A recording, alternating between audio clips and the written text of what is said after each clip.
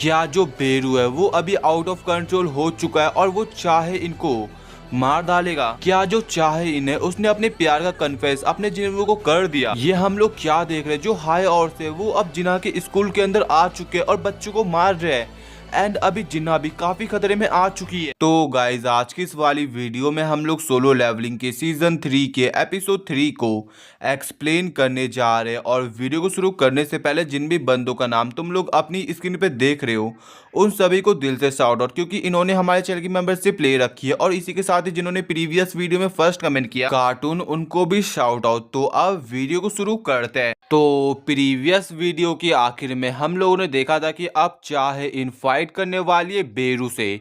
तो अब आगे अगले चैप्टर की शुरुआत में हम लोग देखते हैं कि जिन्वो को चाहे इनकी चिंता हो रही होती है और फिर बेरू जिन्वो से पूछता है मेरे को इस इंसान के साथ क्या करना है। फिर जिन्वो उसे बताता है तुम्हें उसे डिफीट करना है लेकिन उसे हर्ट नहीं करना।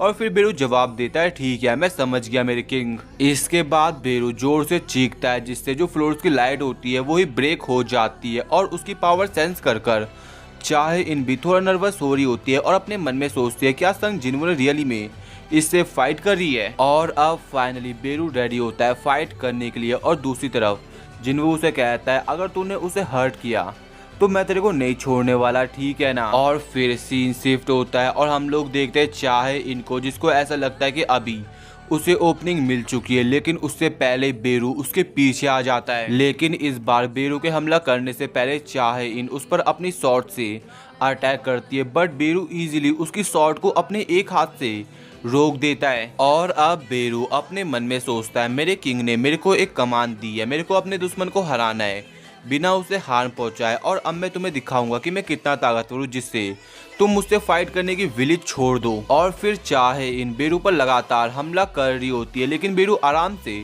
उसके सभी हमलों को डॉज कर रहा होता है। और चाहे इन अपनी पूरी कोशिश करती है बट जो रिजल्ट होता है वो सेम ही होता है। और अब चाहे इन अपने मन में सोचती है ऐसा नहीं हो सकता है, इसने मेरे सभी हमलों को डॉज कर दिया बिना अपनी जगह से हिले। और फिर बेरू चाहे इनको देखता है और उसके पास आके अपना मुंह खोलता है एंड देन चीखता है जिससे जो चाहे इन होती है वो बेरू से काफी दूर हो जाती है। और ये जो मैच होता है ना वो जिनको भी दूर से देख रहा होता है और अपने मन में सोचता है इस मैच का आउटकम पहले से ही डिसाइड है। और फिर वो उसे कहता है क्या तुम अब सेटिस्फाई हो, लेकिन अभी भी चाहे इन हार नहीं मानती। और इसके बाद बेरू चाहे इनकी तरफ तेजी से आगे बढ़ता है और उस पर अटैक करता है लेकिन बंदी उसके हमले को डॉज कर देती है। और जिस जगह बेरू ने हमला किया था ना वो जगह पूरी डिस्ट्रॉय हो जाती है। और अब चाहे इन अपनी स्किल शॉर्ट डांस स्किल का यूज करके अपने बेरू के क्लोज जाती है। और जब वो उस पर अटैक करते हैं तो बेरू उसकी शॉट को पकड़ता है एंड देन उसकी शॉट ही ब्रेक हो जाती है। और जिस मोमेंट पर चाहे इनकी शॉट ब्रेक होती है उसी मोमेंट पर वो सॉर्ड ऑफ फ्लाइट का यूज करके अपनी शॉट को ना बेरू के बॉडी पे स्टेप कर देती है, जो देखकर जिनको भी समझ जाता है अभी लगने वाले हैं, क्योंकि अब बेरू अपना होश खो देता है और उसके दिमाग में वो कमांड आती है जो क्वीन ने उसके बर्थ के साथ उसके अंदर डाली हुई है, जो होता है अपने एनिमी को मार डालो। और अपना बेरू वैसे करता है। और जब वो चाहे इनको मारने वाला था तभी दूर से जिन्वो बोलता है बेरू रुक जाओ, लेकिन बेरू नहीं रुकता एंड देन उधर एक एक्सप्लोजन होता है। और जब उधर से धुआं हटता है ना तो चाहे इन जिंदा होती है। और हम लोग देखते हैं कि बेरू ने जिन्वो ने सही वक्त पे बेरू को रोक दिया। और वो उसे कहता है मैंने तुम्हें कहा ना रुक जाओ। और फिर बेरू जिन्वो से दूरी बनाता है और उससे माफी मांग रहा होता है एंड इस चीज को देखकर जिन्वो भी लाइक अरे यार मैं इसका करूँ तो करूँ क्या। और अब जिन्वो चाहे इनसे पूछता है कि तुम क्यों अपने आप को इतना पुश कर रही हो, तुम्हें कोई जरूरत नहीं है ऐसे लेंथी गिल्ड में आने की। और ये केवल एक टेस्ट ही था, एक एंट्रेंस टेस्ट एक नेमलेस गिल्ड के लिए। और तुम जैसे हंटर्स को अपनी लाइफ को रिस्क में नहीं डालना चाहिए, वो भी केवल इन चीज़ों के लिए। ये सही नहीं है। और क्यों तुम हमारे गिल्ड में ज्वाइन होना चाहती हो, बट जो चाइन होती है ना वो कुछ जवाब नहीं देती है। और अब जिन्वो उससे एक मेन सवाल पूछता है क्या तुम मेरे पे इंटरेस्टेड हो। और ये सुनकर ना चाहे इन चौंक जाती है बट ब्लशिंग करते हुए उसे जवाब देती है मेरे को तो ऐसे ही लगता है। और इसके बाद सीन चेंज होता है और हम लोग देखते हैं ब्यूरो ऑफ हंटर्स को, जहाँ पर जो माइकल और नोर्मा होते हैं ना वो किसी के सामने होते हैं और माइकल किसी से माफी मांग रहा होता है। और जो उनके सामने बंदा होता है वो उन्हें कहता है मैंने तुम्हें यहाँ पे माफी मांगने के लिए नहीं बुलाया, मेरे को बताओ कि उधर क्या हुआ था एग्जैक्टली। और अब माइकल उन्हें बताता है मिस नूरमा के ऑब्जर्वेशन के अकॉर्डिंग जो संग जिनवू है वो वन ऑफ द किंग्स है। और ये सुनकर ना जो बंदा होता है वो भी काफी सरप्राइज हो जाता है। और जो ये बंदा होता है ना उसका नाम होता है डेविड, जो कि ब्यूरो ऑफ हंटर्स का डायरेक्टर होता है। और फिर डेविड मिस नूरमा को बोलता है, मिस नूरमा तो आप ये कह रही हो कि जो संग जिनवू है वो नेशनल लेवल हंटर जितना पावरफुल है। तो मिस नूरमा जवाब देती है, मेरे को ऐसा लगता है कि मेरे को आपको एक्सप्लेन करना होगा। और अब मिस नूरमा डेविड को बताती है सभी अवेकन जहां उनकी पावर्स बनती है उस जगह को अदर साइड कहते हैं। और जो कनेक्शन होता है दो पार्टीज का उसको मैं सेंस करती हूँ। और कभी कभी जो दूसरी साइड की फोर्स होती है वो काफी ज्यादा इंटेंस होती है। और कुछ अवेकन इंडिविजुअल्स के अंदर जो स्ट्रिक्स आई में रेखा होती है वो ब्लाइंडिंग लाइट जितनी चमकदार होती है, जिनको यूजुअली मैं किंग प्रेफर करती हूँ। लेकिन जब वो जिन्वू के बारे में बताती है तो वो थोड़ी घबरा जाती है, बट फिर भी वो अपनी बातों कंटिन्यू करती है।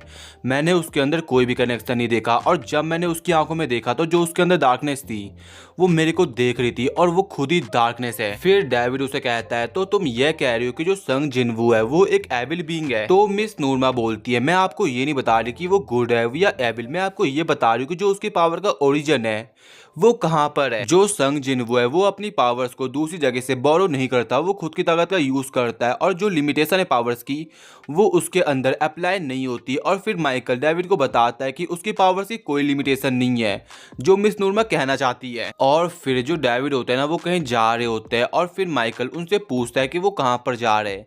तो डेविड जवाब देता है, बेसमेंट नंबर 24, और तुम भी मेरे साथ आओ। इसके बाद वो लोग लिफ्ट में बैठ जाते हैं, जहाँ पर डेविड माइकल को बोलते हैं, अगर हम लोग मिस नूरमा की एबिलिटीज का यूज नहीं कर सकते संग जिनवू को रिक्रूट करने में, तो हमें किसी दूसरे तरीके का यूज करना होगा। और फिर वो माइकल से पूछते हैं, क्या तुम्हें याद है कि फर्स्ट एसरेन गेट कब ओपन हुआ था? और फिर माइकल बोलते हैं, ऑफ कोर्स, मैं उस भयानक डंजन ब्रेक को कैसे भूल सकता हूँ जिसने पूरे वेस्ट कोस्ट एरिया को बर्बाद करके रख दिया था। और जो अमेरिका थी उन्होंने दुनिया के स्ट्रॉन्गेस्ट हंटर्स को रिक्रूट किया था उस रेड को कंप्लीट करने के लिए, और जो 5 हंटर्स वहां से सरवाइव कर पाए थे फिर उन्हें नेशनल लेवल हंटर का टाइटल मिला था। और जिस ड्रैगन से उन्हें लड़ना था ना उसका नाम था कैमी, जिसने एक ही बार में हजारों हंटर्स को वाइप आउट कर दिया था। और ऐसी बातचीत करते करते ना वो अपनी डेस्टिनेशन में पहुंच जाते हैं, जहां पर डेविड माइकल को एक र्यून स्टोन दिखाता है जो कि उन्हें कैमिस की कॉर्प्स से मिला था। और अभी उनका प्लान होता है कैमिस की कॉर्प्स और उस र्यून स्टोन को जिन्वू को गिफ्ट के तौर पे देना, जिससे वो उनकी कंट्री में आ जाए। और इसके बाद सीन चेंज होता है और हम लोग देखते हैं जिन्वू के घर को, जहाँ पर जिन्वू अपनी शक्ल आईने में देख रहा होता है और नोटिस कर रहा होता है कि वो काफी बदल चुका है। और इस चीज को कंफर्म करने के लिए वो अपनी बहन के पास जाता है और बोलता है, तुम मेरे को कितना रेट करोगी? तो उसकी बहन बोलते है, किस टर्म्स में? फिर जिन्वू जवाब देता है, टर्म्स ऑफ अट्रैक्टिवनेस में। और ये सुनकर ना जिन्हा बोलती है, अरे तुम्हारे अंदर इतना कॉन्फिडेंस आता कहाँ से? एंड इसके बाद उन दोनों के बीच भाई बहन वाली लड़ाई शुरू हो जाती है। और बाद में जिन्वू जिन्हा को बोलता है कि मैं अभी एक गिल्ड फॉर्म करने जा रहा हूँ। तो जिन्हा बोलती है, ओ, तो जिसका मतलब ये है कि तुम अभी बिग बॉस बनने वाले हो। और फिर जिन्वू जिन्हा को बोलता है, वैसे मैं अपने गिल्ड का नाम सोलो प्लेयर गिल्ड रखने वाला हूँ, और तुम्हें कैसा लगता है ये नाम? तो जिन्हा जवाब देती है, थोड़ा अपना मुंह बना के, क्या तुम मजाक कर रहे हो? और तुम अपने गिल्ड का नाम ऐसा कैसे रख सकते हो? तो जिन्वू कहता है, क्यों, क्या ये वियर्ड नाम है? तो जिन्हा बताती है कि तुम अपनी एबिलिटीज का यूज करके डार्क सोल्जर्स को समन करते हो, और अगर टेक्निकली देखा जाए you are not a solo player. और अब जिन्वू अपनी बहन से सजेशन मांगता है कि उसे अपने गिल्ड का नाम क्या रखना चाहिए। तो जिन्हा बताती है, आ जिन गिल्ड। चाइनीज कैरेक्टर्स के अंदर आ का मतलब होता है आई, एंड जिन का मतलब होता है टू गो फॉरवर्ड। और इसके बाद सीन चेंज होता है और हम लोग देखते हैं चाहे इनके घर को, जहाँ पर वो सही से सो तक नहीं पा रही होती है, और उसे अपनी वही बात याद आ रही होती है जब उसने जिन्वू को कहा था, आई थिंक सो, शायद वो जिन्वू पे इंटरेस्टेड है। और अभी ना बंदी काफी ज्यादा शर्माई हुई होती है, लेकिन अचानक से उसे कुछ याद आता है। और फिर हम लोग एक अलग सीन देखते हैं, जहाँ पर जब चाहे इन कहीं गिर रही थी ना, तभी वहाँ पे माइन आता है जो कि उसे बचाता है और उसे बोलता है, प्लीज उसे कह देना कि वो सावधान रहे। और फिर हम लोग प्रेजेंट में आते हैं, जहाँ पर चाहे इनको याद आता है कि माइन ने उसे कहा था कि जो संग जिन्वू के अंदर पावर्स है उससे वो सावधान रहे। उसके बाद सीन चेंज होता है और हम लोग देखते हैं नाइट्स गिल्ड को, जहाँ पर टॉप लेवल का एक एरेंग गेट अपेयर हो रखा होता है, और जो पार का साथी होता है ना वो उसी गेट के बारे में उसे बताता है, लाइक उन्हें उसका एंट्री परमिट मिलना काफी मुश्किल हो रहा है। और अभी वो लोग गेट के बारे में बात कर रहे होते हैं और उन्हें समझ नहीं आ रहा होता कि वो लोग क्या करें अभी। लेकिन तभी उधर एक बंदा आता है जिसका नाम होता है जंग, जो कि एक ए रैंक हीलर होता है। और वो पार्क को बोलता है कैसा रहेगा कि हम लोग किसी इंडिविजुअल से हेल्प मांगे इस गेट को क्लियर करने में। और फिर पार्क बोलता है वो टॉप टायर का ए रैंक गेट है और एक सिंगल हंटर को लेने से क्या डिफरेंस आ जाएगा। बट तभी उसे कुछ रियलाइज होता है और जंग उसे बोलता है आप जानते हो सर मैं किसकी बात कर रहा हूँ, हंटर संग जिन्वू। उसके बाद सीन चेंज होता है और हम लोग जिन्वू को देखते हैं, जो कि जिन्हो को बोलता है हमारे गिल्ड का नाम आजीन गिल्ड कैसा रहेगा। तो जिन्हो हंसते हुए कहता है ये नाम तो काफी अच्छा साउंड कर रहा है, चलो इसे अपना ऑफिशियल गिल्ड नेम बनाते हैं। लेकिन वो अपने मन में सोचता है जब तक हमारे गिल्ड का नाम सोलो प्लेयर गिल्ड नहीं है तब तक सारे नाम सही है। और अब जिन्वू से बोलता है चलो हमने अपने गिल्ड का नाम तो सेटल कर लिया, लेकिन अब हमें एक फाउंडिंग मेंबर लेना है, ढूंढना है। तो जिन्हो से बोलता है वैसे कल आपका मिस चा के साथ क्या हुआ था। तो जिन्वू बताता है मेरे को ऐसा नहीं लगता कि वो हमारे गिल्ड में फिट होगी, वो इंसान नहीं है जिस इंसान को मैं ढूंढ रहा था। और अब जिन्हो के दिमाग में ये चीज चलती है कि जो चाहे इन है वो एक एस रैंक हंटर है, उसकी ग्रेट परफॉर्मेंस रह चुकी है और वो देखने भी काफी खतरनाक है, तो कौन होगा मिस चा से अच्छा। और फिर जिन्वू से पूछता है वैसे आप किस तरह की लड़की ढूंढना चाहते हो, इंसान ढूंढना चाहते हो। तो जिन्वू बताता है वो इंसान जिसके पास हंटर लाइसेंस हो और वो गिल्ड में ज्वाइन होने में इंटरेस्टेड भी ना हो, लेकिन वो ट्रस्टवर्दी होना चाहिए। जिन्वू को एक ऐसा बंदा चाहिए जो कि भरोसेमंद हो। और अभी जिन्हों के मन में भरोसेमंद लोग चल रहे होते हैं, बट तभी साइड से उनका दरवाजा नॉक होता है और फिर जिन्वू जाता है और बोलता है अरे भाई तू है कौन। और फिर पार्क बोलता है हेलो मेरा नाम पार्क जोंगसू है और मैं नाइट गिल्ड का गिल्ड मास्टर हूँ। उसके बाद उस जगह फिर से एक बैठक शुरू होती है जहाँ पर पार्क उसे गेट के बारे में दिखाता है, जो कि देखने में ना काफी ज्यादा बड़ा था। और अब जोंगसू जिन्वू को बताता है कि जो एसोसिएशन है वो तभी हमें इस गेट का एंट्री परमिट देगी जब आप हमारे स्ट्राइक स्क्वाड में ज्वाइन होगे, और इसके बदले हम लोग आपको अच्छा खासा पैसा भी देंगे। और अब जिन्वू को वो बंदा बताता है कि मेजर गिल्ड जब डंजन को क्लियर करते तो वो यूजुअली एस रैंक हंटर्स को 10% का शेयर देते हैं, बट हम लोग आपको 20% देंगे। और जिन्वू बोलता है चलो 50-50 करते हैं। और ये सुनकर ना पार्क थोड़ा चौंक जाता है और अब जिन्वू से कहता है मैं तुम्हारे साथ तभी टीम अप करूंगा जब तुम मेरे को एज अ इंडिविजुअल नहीं एज अ गिल्ड ट्रीट करोगे। और वैसे भी मैं अपनी गिल्ड को क्रिएट करने के प्रोसेस में ही हूँ जिसका नाम है आजीन गिल्ड। और फिर पार्क उसे बोलता है चलो हम लोग 40-60 करते हैं, लेकिन जिन्वू सीधे बोलता है मैं तुम्हारे साथ नेगोशिएट नहीं करने वाला हूँ। और अब बंदे के पास कोई भी ऑप्शन नहीं होता और फिर वो जिन्वू को बोलता है चलो हम लोग तुम्हारी बात मानते हैं, लेकिन इसके बदले तुम्हें डंजन बॉस को हराना होगा। और अब सक्सेसफुली उनके बीच नेगोशिएशन होती है जहाँ पर जो पार्क होता है ना वो जिन्वू को भूषण सिटी तक ले जाने की भी बात करता है, बट बंदा मना कर देता है और कहता है आज रात मेरे कुछ और प्लान्स है। और इसके बाद सीन चेंज होता है और हम लोग देखते हैं अगले दिन का सीन जहाँ पर गेट अपेयर हो चुका है और जो सभी हंटर्स होते हैं वो रेडी होते हैं। लेकिन पार्क को अभी जिन्वू की चिंता हो रही होती है और वो यही सोच रहा होता है कि वो लेट ना करे। और फिर सीन शिफ्ट होता है और हम लोग देखते हैं जिन्वू को, जो कि आसमान देखकर अपने मन में सोचता है आई होप जो जिन्ना है वो अपने साथ अम्ब्रेला लेके गई हो। और इसके बाद वो बोलता है शैडो एक्सचेंज एंड देन तभी सीन चेंज होता है और हम लोग देखते हैं जिन्ना के स्कूल का सीन जहाँ पर हम लोग कुछ लॉन्डो को देखते हैं, जहाँ पर जब वो लोग किसी काम से किसी क्लास में जाते हैं तभी वो लोग देखते हैं क्लास के अंदर जो गेट है ना वो अपेयर हो रखा है। और इस चीज को देखकर वो लोग थोड़ा नर्वस हो जाते हैं, बट तभी एक बंदा कूल बनने के चक्कर में गेट के पास आता है और उन्हें कहता है अरे तुम लोग चिंता मत करो, जो एक गेट है वो क्लोज है जिसका मतलब हम लोग टोटली सेफ है और जो हंटर्स है वही इस गेट के आर पार जा सकते हैं और 1 हफ्ते का टाइम लगता है वैसे भी गेट को ब्रेक होने में। लेकिन अचानक से गेट ब्रेक हो जाता है और गेट के अंदर से कोई इंसान कोई मॉन्स्टर उस बच्चे का मुंह पकड़ लेता है जो कि कूल बनने के लिए उसके पास गया था। एंड देन वो हेल्प मांगता है, लेकिन उसके बंदे कुछ करे ही सही उससे पहले उसका गेम ओवर। और अगले पल हम लोग देखते हैं कि जो 3 बच्चे थे ना वो मारे जाते हैं और फिर उस गेट के अंदर से मॉन्स्टर निकलता है और हमें नरेटर के थ्रू बताया जाता है कुछ प्राणी नेचुरली प्रीडेटर्स बॉर्न होते हैं और ये प्राणी इंटेलिजेंस के मामले में लैक करते हैं, लेकिन ये लोग ह्यूमन एबिलिटीज को सरपास कर देते हैं ट्रैक के मामले में और अपने प्रे को अपने शिकार को हंट कर देते हैं फिर। और ये जो प्रीडेटर्स है ना वो काफी ज्यादा एक्साइटेड हो चुके हैं फ्लैश और ब्लड को स्मेल कर और इनको हम लोग केवल ऑर्स ही बोलने वाले हैं। और इसके बाद जितने भी वहाँ पे ऑर्स अपेयर हुए ना अब वो हंटिंग करने के लिए आगे बढ़ते हैं, जहाँ पर जिस रूम में पहले वो होते ना उस रूम को वो तोड़ते हैं और फिर हम लोग देखते बच्चों को, और जब वो बच्चे उन औरस को देखते तो वो लोग कुछ करे ही सही, उससे पहले वो औरस उन बच्चों के मुंह पे आ जाते हैं। लेकिन फिर सीन चेंज होता है और हम लोग देखते हैं गेट को, जहाँ पर अब जिन्वू आ चुका है जिस जगह गेट अपेयर हुआ था, और वो बोलता है ये गेट रियल लाइफ में काफी बड़ा है। और इसी दौरान जिन्वू के काफी सारे फैंस भी आ जाते हैं, बट तभी उधर जंग आता है जो कि उसके फैंस को रोक देता है।